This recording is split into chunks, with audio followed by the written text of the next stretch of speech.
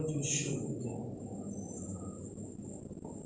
Jalan menuju surga itu tidak bisa kita temukan, tidak bisa kita dapatkan kecuali jalan yang di dalamnya ada Nabi kita Muhammad sallallahu alaihi wasallam. Sebagaimana dikatakan dalam hadis yang sahih pula bahwasanya wasataftariqu ummati ala 73 firqatan. Umatku akan terpecah menjadi 73 golongan. Kulluhum fin nari illa wahidah. Seluruhnya di neraka kecuali satu. Berarti yang satu di mana? Di syurga. Maka para sahabat bertanya, "Man hum ya Rasulullah?" Siapa yang satu? Kata Nabi sallallahu alaihi wasallam, "Ma ana alaihi," atau kama qala sallallahu alaihi wasallam, "Ma'anahu ma ana alaihi al-yawma wa ashabi." Apa yang aku dan para sahabatku berada di dalamnya. Maka apa yang kita pelajari di malam hari ini adalah suatu kemuliaan, suatu keutamaan. Karena yang kita bahas bukan perkataan sembarang manusia. Yang kita bahas adalah sebaik-baik perkataan, sebaik-baik petunjuk. Yang dikatakan oleh Nabi sallallahu alaihi wasallam, "Khairul hadyi hadyi Muhammad sallallahu alaihi wasallam." Sebaik-baik petunjuk adalah petunjuk Nabi kita Muhammad sallallahu alaihi wasallam. Yang Allah perintahkan kita untuk mengikutinya. Allah berfirman, "Qul in kuntum tuhibbunallaha fattabi'uni." Kalau kamu mencintai Allah Subhanahu wa taala, maka perintahnya adalah fattabi'uni, ikutilah aku. Yang diikuti adalah Nabi Muhammad sallallahu alaihi wasallam. Kalau ada orang yang bilang rusak, kan Nabi sallallahu alaihi wasallam sampai saya rusak. Perkataannya, sabda-sabdanya masih tertulis, masih tertata dengan rapi. Karena itu dalam rangka memudahkan kita untuk mempelajari hadis Nabi Muhammad SAW, para ulama dari zaman ke zaman mereka meringkaskan bagi kita mana yang paling penting, mana yang paling mudah, mana yang menjadi dasar-dasar daripada agama kita. Salah satu yang menjadi dasar daripada agama kita adalah kitab yang sudah kita bahas yang bernama Al-Qa'idah An-Nawawiyah. Hanya membahas 42 hadis, tapi mencakup di dalamnya seluruh agama kita dari awal sampai akhir. Nah, hadis yang akan kita bahas pada malam hari ini sebenarnya hadis yang keempat. Hadis yang ketiga kita sudah bahas di pertemuan yang lalu. Belum kan? Hadis yang kedua. Hadis yang kedua. Oh, kecepatan. Jadi kita masih masuk di hadis yang kedua di pembahasan soalnya. Bahasannya kalau tidak salah baru sampai al-Islam. Nah, kemudian Nabi SAW ditanya lagi setelah beliau ditanya tentang wamal Islam, kemudian wamal iman, kemudian sekarang pertanyaan wamal ihsan. Itu sudah yang kemarin. Ya, ihsan sudah. Nah, sekarang Nabi SAW ditanya tentang pertanyaan yang kedua. Dia SAW ditanya, "Fa'akhbirni 'anis sa'ah." Kayak ini sudah. Kemarin pengulangannya setelah ketiga ya. Iya, baik. Kayak ini sudah. Soalnya singkat ini sudah. Maka kita masuk di hadis yang, karena hadis yang ketiga ini sudah masuk di pembahasan hadis yang kedua, maka kita masuk di hadis yang kedua. Hadis yang menjelaskan kepada kita tentang pertama proses penciptaan manusia. Kemarin ada yang bertanya tentang sains. Maka Anda sampaikan sains itu bukan tolak ukur.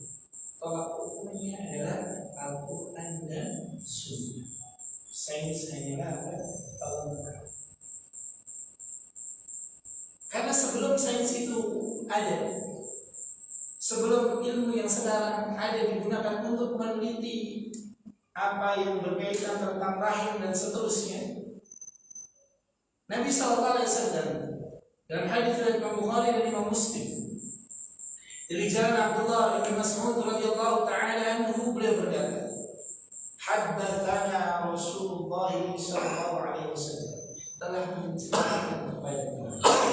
Al-Imam Asy-Syafi'i rahimahullah taala beliau berkata, "Al-ilmu qala haddatsana. Disebut sebagai ilmu kalau cara mengabarkannya dengan ungkapan haddatsana, telah menceritakan kepada kami. Kenapa? Karena bisa dipertanggungjawabkan. Saat ini banyak manusia mereka mengatakan Allah berfirman, Nabi SAW bersabda, tapi tidak bisa dibuktikan. Contoh hadis yang banyak tersebar palsu, utlubul ilma walau bisin, tuntutlah ilmu meskipun sampai ke negeri Cina. Ini hadis palsu. Gak boleh disandarkan kepada Nabi SAW. Contoh an-nadhafatu minal iman, gak boleh disandarkan kepada Nabi SAW. Contoh lagi, talabul ilmi fardhatun ala kulli muslimin wa muslimatin, hadis palsu. Palsunya apa? Tambahannya apa? Wa muslim. Kalau talabul ilmi fardhatun ala kulli muslimin sahih. Hadis dalam Sahih Bukhari dan Sahih Muslim. Tapi tambahan muslimat ini yang ada. Dari mana kita tahu? Karena ungkapan yang digunakan oleh para ulama dengan kalimat haddatsana. Karena itu Imam Syafi'i rahimahullah taala beliau menegaskan apa itu ilmu? Ilmu beliau berkata al-ilmu alladzi qala haddatsana. Ilmu itu adalah apa yang disampaikan dengan kalimat telah menceritakan kepada kami. Wa masiwa dzaka waswasus syayatin. Adapun selain daripada itu adalah waswas dari syaitan. Dia mengatakan haddatsana Rasulullah sallallahu alaihi wasallam, telah menceritakan kepada kami Rasulullah sallallahu alaihi wasallam. Beliau berkata, wa huwa as-sadiqul masduq. Beliau adalah yang benar lagi dibenarkan. Benar yang beliau sampaikan, dibenarkan apa yang beliau katakan. Artinya seluruh yang beliau sampaikan kepada kita verify-nya bisa diverifikasi 100% kebenarannya. Apa yang beliau sampaikan kepada kita, apa yang beliau ajarkan kepada kita, apa yang beliau salah perintahkan kita dengannya dan kita dilarang darinya, benar-benar murni datang dari Allah Subhanahu wa taala, tidak ada campur tangan dari Nabi kita Muhammad sallallahu alaihi wasallam sedikit pun. Semuanya contoh perintah salat. Kalimat Allahu Akbar ini bukan dari Nabi, Allah yang ajarnya. Apa yang dibaca seluruhnya adalah apa yang Allah Subhanahu wa taala wahyukan kepada Nabi kita Muhammad sallallahu alaihi wasallam. Maka dikatakan as-sadiqul masduq, yang dibawa benar-benar wahyu yang disampaikan, yang diajarkan seluruhnya adalah benar-benar yang diwahyukan oleh Allah Subhanahu wa taala. Karena kadang-kadang berita itu ada yang benar, tapi tidak dibenarkan. Tapi apa yang beliau SAW sampaikan seluruhnya adalah kebenaran. Kemudian beliau berkata, Inna ahadakum yujma'u khalquhu fi batni ummihi 40 yawman nutfah. Sesungguhnya seluruh kamu dikumpulkan penciptaannya di dalam perut ibunya selama 40 hari dalam bentuk apa? Nutfah, mani. Dulu 1400 tahun yang lalu belum ada orang yang bisa mendefinisikan bagaimana kita diciptakan.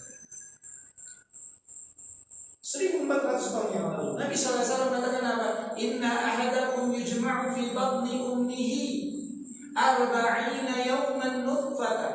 40 hari dalam apa? Bentuk mani.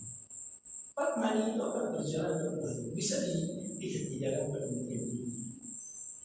1400 tahun yang lalu belum ada yang mengabarkan. Dan beliau SAW adalah apa? Ummi. Ummi maknanya apa? Tidak bisa membaca dan menulis. Untuk apa? Untuk menolak anggapan bahwasanya beliau SAW belajar daripada agama-agama terdahulu, belajar daripada orang-orang Yunani. Karena memang ilmu pada zaman Yunani itu sudah ada, tapi dasar-dasarnya saja. Mulai dari Anaximenes, Archimedes, terus yang belakangnya des. Tapi bagaimana tulis nih? Tapi mau tes. Nah itu seluruhnya dulu sudah ada. Tapi belum lengkap. Termasuk bagaimana manusia itu dicipta. Nabi SAW mengajarkan kepada kita, terangkan kepada kita. Tapi itu sudah ditambahkan 1400 tahun. Kemudian setelah 40 hari dari nutfah, mani, yakni min ma'in dafiq, dari air yang memancar, untuk menjelaskan kepada kita bagaimana kita itu adalah makhluk sempurna. Kita berasal dari air yang dingin. Coba air itu kita sodorkan ke orang.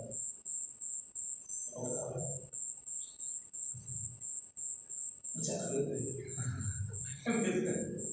Kalau air itu kita sodorkan ke orang,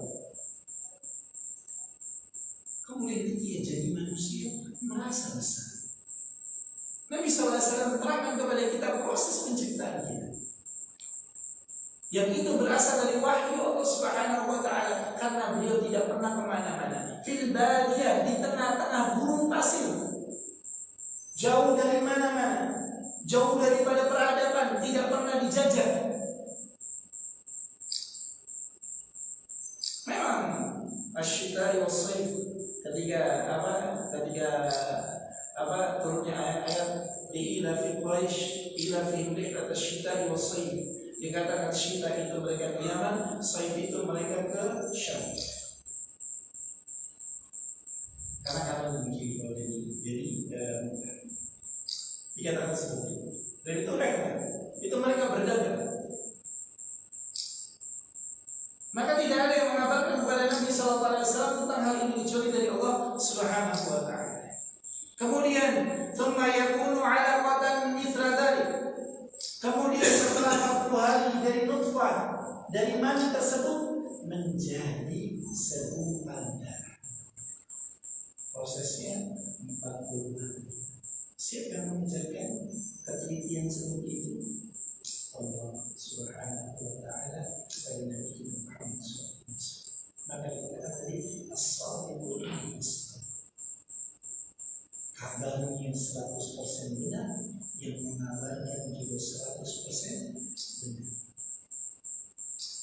Kemudian thumma yakunu mudghatan mithla dzalik, kemudian menjadi segumpal daging. Seperti itu pula waktunya 40 hari. 40 hari mani, 40 hari darah, 40 hari tumbuhnya seperti itu. Dan proses ini hendaknya kita berusaha untuk apa? Mengisi dengan hal-hal yang halal. Karena anak-anak yang mereka tumbuh dari yang halal, maka agama itu akan mudah bagi. Tapi kalau mulai dari proses nutfahnya saja tidak benar, kemudian mudghahnya, alaqahnya tidak benar, kemudian mudghahnya tidak benar, sallallahu alaihi wasallam. Kita dapati ada anak kecil yang subhanallah, masya Allah, bagaimana ucapannya, bagaimana berdoanya, itu tidak lain bukan berasal dari wadah yang itu. Karena itu Nabi SAW ajarkan kepada kita bagaimana membangun keluarga sakinah, mawaddah, warahmah. Keluarga sakinah, mawaddah, warahmah itu setelah jima. Mawaddah, warahmah, mawaddah, kasih sayang itu maknanya adalah apa? Jima.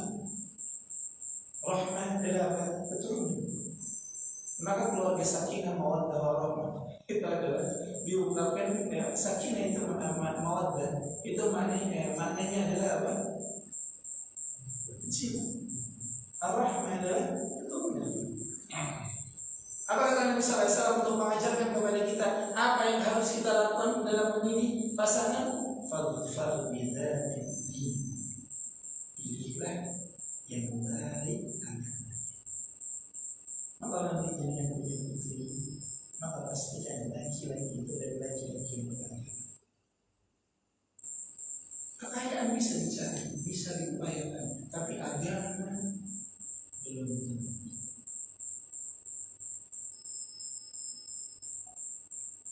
Nabi SAW mengajarkan kepada kita, tapi di antara hikmahnya adalah apa? Agar kita memikirkan generasi yang mau kita bangun seperti apa?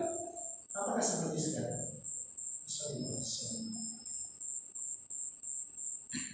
Kalau kita punya putra laki-laki, ajarkan agar dia menjadi qudwah pemimpin, agar dia menjadi qudwah bagi yang dipimpin.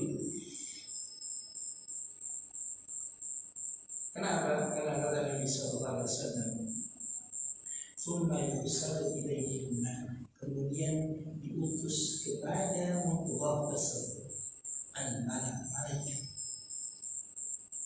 Apa tugasnya?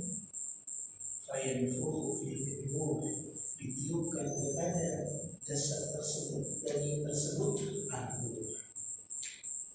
Dan ruh ini adalah Allah Subhanahu wa taala, qul ruhu min amri rabbika, kata Allah Muhammad, ruh itu adalah urusan Tuhan. Cari dokter yang paling canggih, sebutkan di mana tempatnya ruh, tidak ada yang bisa. Cari dokter yang paling canggih, mau dia profesor.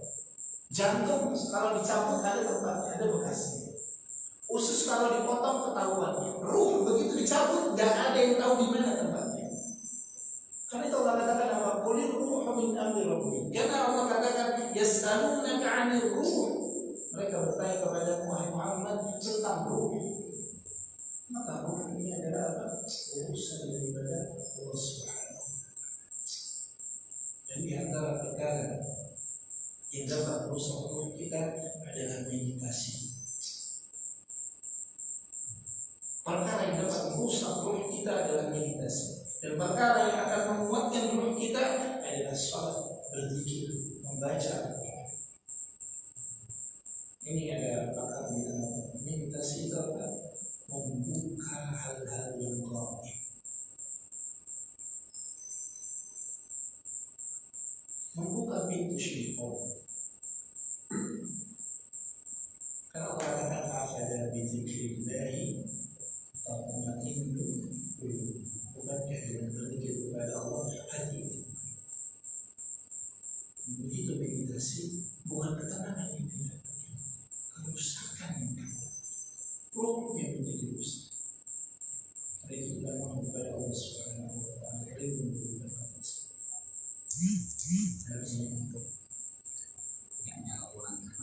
Miknya kurang keras itu suara. Dulu Pak, kita ya Pak. Mikir Kurang keras. kurang keras. Iya. Cek itu dulu Pak. Tes. Oh, baik. Enggak, insyaallah. Nah, kadang-kadang agak menjauh dari mic itu khawatir karena suara anak itu kan besar.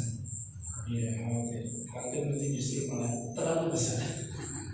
Iya, karena pernah dulu ketika anak ngajar itu ada anak itu sampai takut. Saya nggak berani sekolah. Orang tuanya salah paham. Dipikir tak marah. Nah, saya itu emang begini. Begitu ngobrol terus dia bilang, oh iya, ya emang karakter saya begitu. Anak saya aja yang salah nangkep. Baru kalau pintu berasal dari. Kemudian, wa yu'maru bi arba'i kalimat. Setelah roh itu ditiupkan ke dalam jasad, setelah 40 hari pertama, 40 hari kedua, 40 hari ketiga, ditiupkan roh. Berarti 120 hari itu sudah apa? Sudah ada ruh. Karena sebagian ulama mengatakan apa? Setelah 120 hari itu kalau dia waktunya zakat fitrah wajib untuk mengeluarkan. Tapi pendapat yang benar setelah lahir kemudian hidup. Kalau lahir meninggal dunia tidak wajib. Tapi kalau lahir hidup baru langsung keluarkan zakatnya, zakat fitrahnya.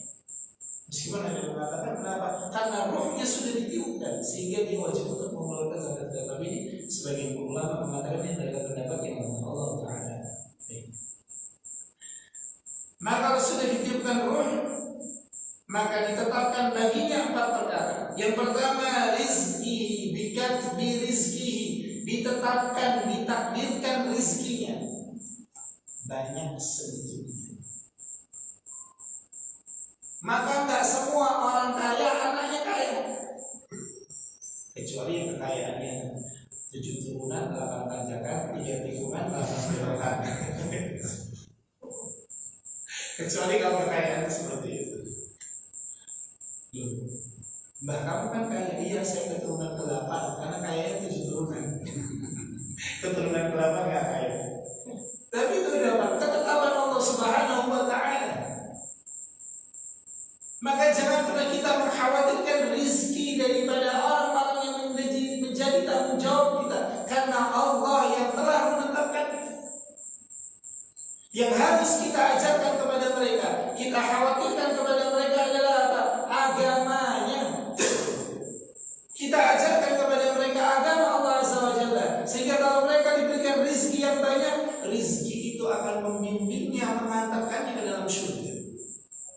Ada yang bilang, oh rizki gak bisa dibawa harta, gak bisa dibawa mati. Ini buat mengancing. Harta itu bisa dibawa mati, disedekahkan, diwakafkan, diinfakkan di jalan Allah Azza wa Jalla. Itu harta yang dibawa mati. Yang diperbutkan, yang ditinggalkan akan diperbutkan, menimbulkan fitnah.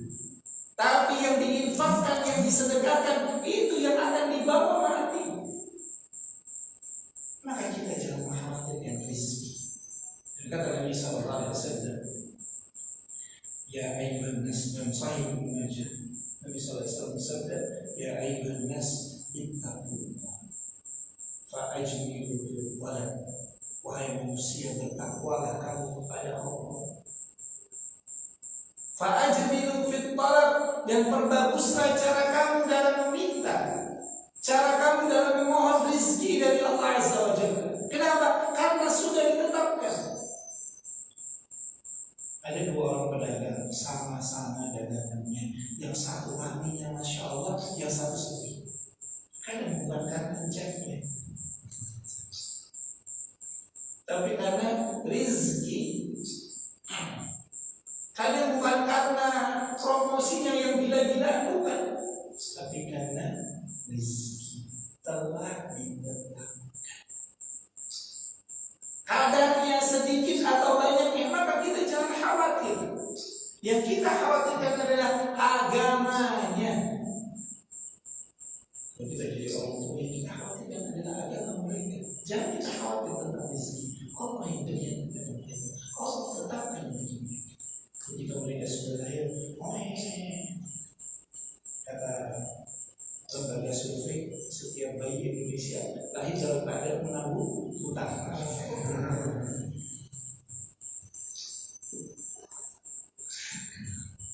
Ini kan bagian daripada rezeki. Sudah ditetapkan. Kalau lembaga survei saja berani menetapkan, masa ketetapan Nabi kita sallallahu alaihi wasallam kita tolak? Maka yang perlu kita ajarkan kepada mereka agama, agar mereka berani dan benar-benar jujur di dalam mencari. Banyak orang mereka khawatir kehilangan rezeki, sehingga mereka melakukan yang haram. Bahkan yang jelas-jelas haram mereka katakan halal. Ini yang terjadi. Kenapa? Karena khawatir terhadap rezeki. Pada rezeki telah ditetapkan, maka jangan pernah mengkhawatirkannya. Karena Nabi sallallahu alaihi wasallam, karena Nabi sallallahu alaihi wasallam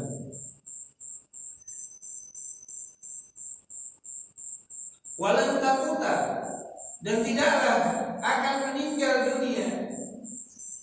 Fabi ayyi nafsin insyaallah lupa lafaznya.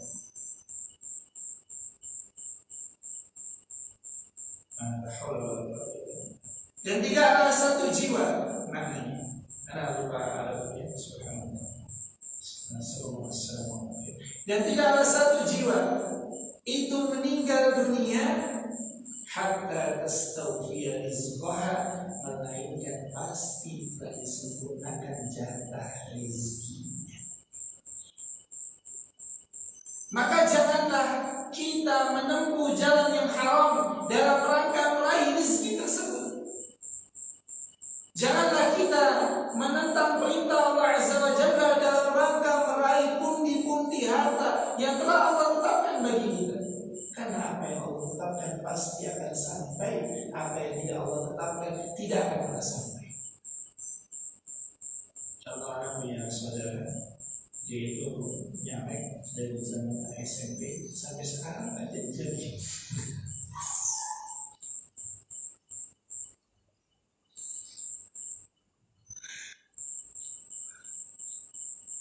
Padahal gurita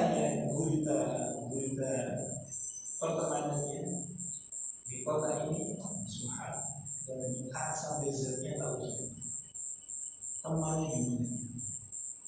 Bahkan ini apa? Rizki.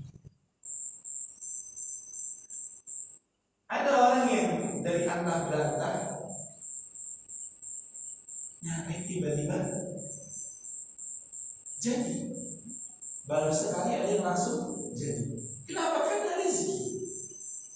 Ini kasih contoh karena lagi. Maka jangan menempuh hal-hal yang diharamkan dalam rangka baik itu. Karena kalau yang rezekinya pasti jadi. Karena kalau pasti rezeki itu pasti jadi. Contoh. Raja daripada Habasyah, yakni An-Najashi radhiyallahu ta'ala anhu, salah seorang sahabat, harusnya sahabat tadi tidak menjadi sahabat. Dan kenapa? Karena beliau belum pernah bertemu dengan Nabi sallallahu alaihi wasallam, tapi beliau beriman kepada Nabi sallallahu alaihi wasallam. Satu zaman dengan Nabi sallallahu alaihi wasallam. Raja Najashi itu bapaknya adalah raja. Kemudian paman-pamannya, sepupu-sepupunya itu ingin menduduki kedudukan daripada bapaknya. Maka bapaknya dibunuh dan Najashi diasingkan. Logikanya udah gak mungkin jadi. Tapi pembesar negeri mereka mengatakan kalau negeri hancur berantakan, kata mereka kembalikan putra daripada, kembalikan Najashi kepada nama beliau rahimahullah ta'ala. Kembalikan Najashi untuk kedudukan daripada bapak. Maka dicarilah Najashi ketemu, dibawa pulang ke Habasyah, dijadikan raja. Logika manusia tak akan jadi, tapi rizki itu pasti akan sampai meskipun kita berada di dunia yang berbeda resmi. Allah katakan subhanallah, subhanallah ke panjang. Kemudian yang kedua, wa ajalihi, dan ajalnya. Maka rizki dan ajal ini satu kesatuan. Habis jatah rizkinya maka datang yang berikutnya. Maka karena rizki itu berbarengan dengan ajal, maka perhatikanlah cara kita di dalam mencari rizki tersebut. Karena rizki itu halalnya dihisab, haramnya diambil. Karena setelah rizki habis, jatah berikutnya adalah ajal. Dan ajal itu la yastakhiruna sa'atan wa la yastaqdimun, kata Allah Subhanahu wa ta'ala. Ajal itu tidak bisa diakhirkan dan tidak bisa dimajukan. Dan tidak bisa bilang apa, ya Rabbi sebentar saya belum bertobat, nanti dulu kan ada. Kita dapat ada pembesar lagi joget dangdut, pakai pakaian dinas, meninggal dunia, dan sedikit banget. Maka bukan kematian yang kita takutkan, tapi bagaimana kita menjadi kematian tersebut. Karena kata Nabi SAW, innamal a'malu bil khawatim. Sesungguhnya amalan itu dinilai dengan apa? Penutupnya. Maka perhatikanlah dengan apa kita menutup usia kita. Perhatikanlah dengan apa kita menutup usia kita. Karena rezeki berakhir, datang ajal. Kalau sudah ajal, laula akhartani ila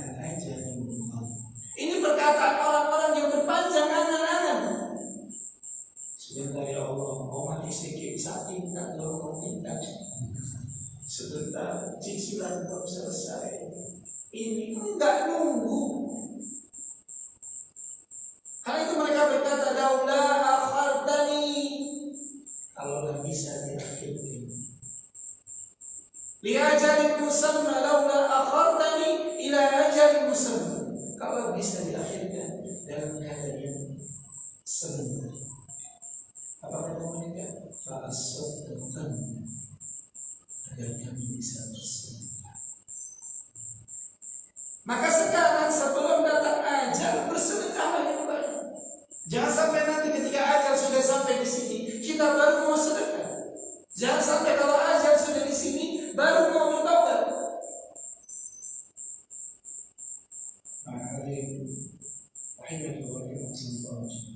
Karena di sini kita bertobat, ajal telah ditetapkan, maka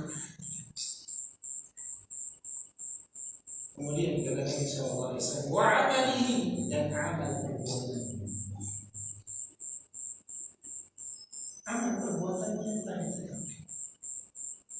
Amalnya baik atau buruk telah ditetapkan. Maka kalau kita diberikan kemudahan untuk beramal saleh, pujilah Allah Azza wa Jalla, alhamdulillah. Alhamdulillah bismillahirrahmanirrahim. Jangan kita wujud dengan amalan kita. Kenapa? Karena amal perbuatan kita ditetapkan oleh Allah Subhanahu wa Ta'ala. Hanya kita diberikan kemudahan untuk mengerjakan. Kata Nabi sallallahu alaihi wasallam, "Ya'malu wa qala sallallahu alaihi wasallam, ya'malu kamu." Fakulun, setiap kamu muyassar, diberikan kemudahan lima khuliq, sesuai dengan kadar penciptaan. Kalau dia orang yang diberikan amal yang banyak, umur yang panjang, sebagaimana kata Nabi sallallahu alaihi wasallam, khairun nas man tala umruhu wa hasuna amaluhu. Sebaik-baik manusia adalah apa? Mereka yang panjang umurnya dan baik amalnya. Amal ini adalah tanggung dari Allah Azza wa Jalla. Maka kita ketika usia sudah di atas 40 tahun, kemudian kita diberikan kemudahan untuk beramal saleh, maka terbanyak doa, Rabbi auzi'ni an ashkura ni'mataka allati an'amta 'alayya wa 'ala walidayya wa an a'mala salihan tardah wa adkhilni bi rahmatika fi ibadika as-salihin. Ada Allah Azza wa Jalla tidak mungkin kepada Allah Azza wa Jalla daripada amal yang buruk. Nabi SAW beriman daripada amal yang buruk. Kata Nabi SAW, Allahumma inni a'udzubika minal munkar wa munkar. Ya Allah, aku beriman kepadamu daripada perbuatan usul akhlak dan akhlak yang buruk. Yang banyak kali beliau SAW beriman daripada amal yang buruk. Maka amal yang kita sudah ditetapkan. Maka jangan kita wujud dengan amal kita. Tidak kita merasa amal kita masih pun. Karena kita mau kepada Allah SWT hidayah dan taufik agar kita bisa menambah kualitas daripada amal yang kita kerjakan. Karena amal seperti itu dinilai bukan karena kuantitas, tapi karena kualitas. Allah berfirman, تبارك الذي بيده الملك وهو على كل شيء قدير الذي خلق الموت والحياة ليبلوكم أيكم أحسن, bukan aktsar.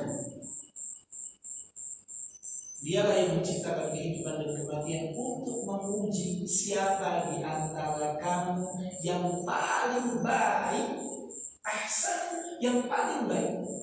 Amal perbuatannya, bukan aktsar, bukan yang paling banyak, tapi yang paling baik. Al-Imam Fudayl bin Iyad rahimahullah ta'ala ketika menafsirkan ayat ini, beliau mengatakan akhlasu wa aswabu.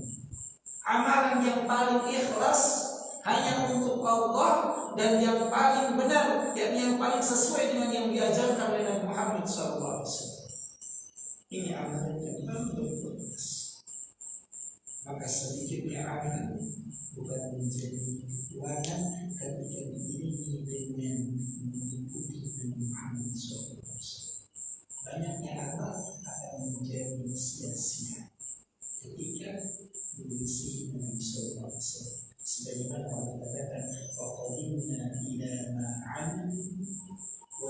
faja'alnahu haba'an mansura. Kemudian kami datangkan kepada mereka apa yang telah mereka kerjakan. Kemudian kami jadikan amalan tersebut haba'an mansura, seperti debu-debu. Amalannya banyak, tapi menyelisih Nabi Sallallahu Alaihi Wasallam, maka tidak memberikan pahala. Amalannya banyak, tapi tidak sesuai dengan yang diajarkan oleh Nabi Muhammad Sallallahu Alaihi Wasallam, maka kata Allah, "Faja'alnahu haba'an mansura," maka kami jadikan seperti debu-debu yang diterbang. Kira-kira debu kalau ditimbang bagaimana? Karena kita akan ditimbang. Kita akan ditimbang oleh Allah Azza wa Jalla, amal saleh kita dan amal buruk kita. Maka amal saleh kita haba'an mansura, kira-kira bagaimana? Maka amal kita telah diterapkan. Maka karena amal kita telah diterapkan, kita perlu belajar bagaimana mengikhlaskan diri dalam beramal, bagaimana menjadikan amal tersebut sesuai dengan yang diajarkan oleh Nabi kita Muhammad Sallallahu Alaihi Wasallam. Agar kita nanti di akhir dan menjadi orang yang mulia.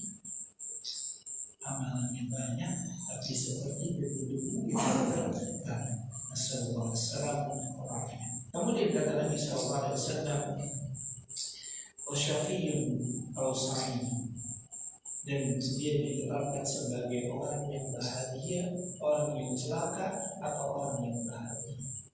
Kita begitu berdoa saja dan daripada ditetapkan menjadi orang yang celaka. Karena kalau orang yang celaka kita dapat subhanallah, dulu semoga Allah Jalla melindungi kita semua daripada hal tersebut yang paling mulia. Punya teman SMP, jadi SMP itu subhanallah, bahasa kita begini, meminta dunia dalam keadaan begini.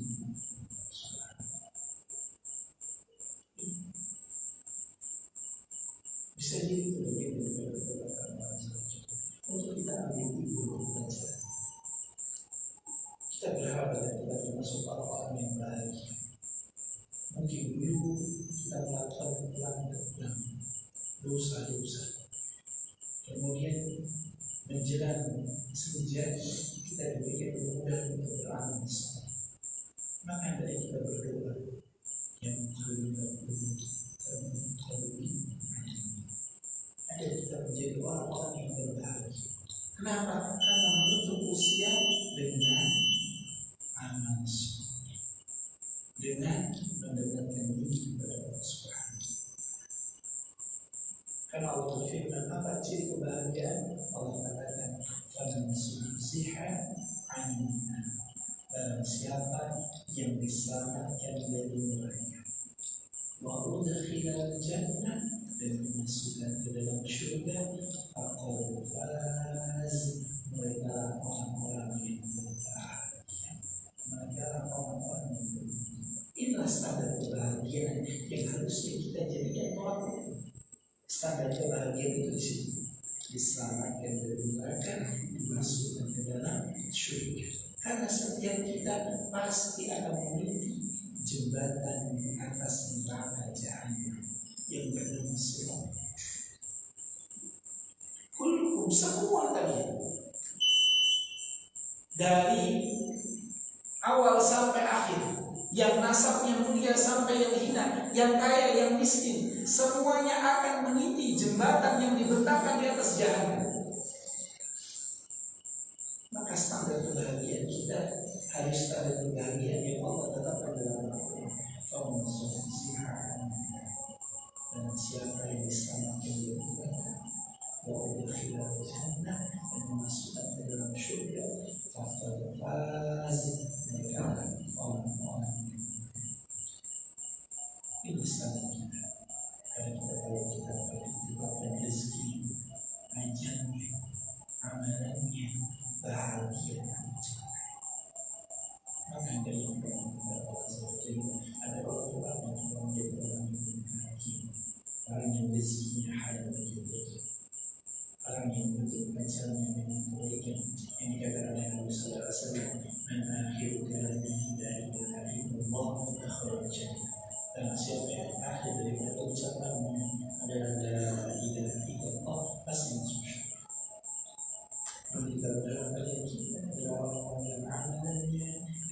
sebagai orang-orang yang beramal soleh,